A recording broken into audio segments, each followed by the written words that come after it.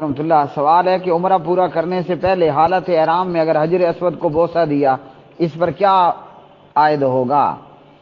حالت احرام میں خوشبو لگانا، خوشبو کو چھونا منع ہے، یہ ممنوعات احرام میں سے ہے۔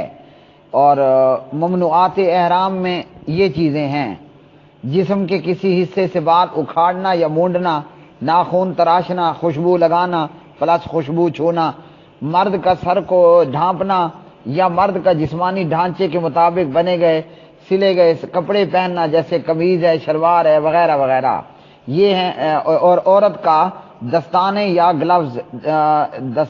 گلوز یا نقاب پہننا، یہ ممنوعات احرام ہے۔ بخاری۔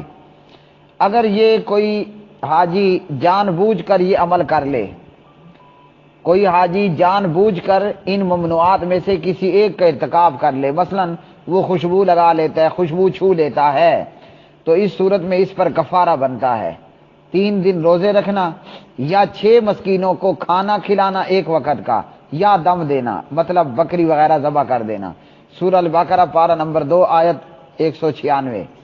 اور اگر حاجی نے خوشبو لگائی، خوشبو کو چھوا، اسے پتہ نہیں تھا کہ حجر اسود پہ خوشبو لگی ہوئی ہوتی ہے، اگر غلطی سے اس نے یہ کام کیا یا بھولے سے ایسا کچھ کر لیا تو پھر اس کے اوپر کوئی کفارہ کچھ بھی نہیں ہے۔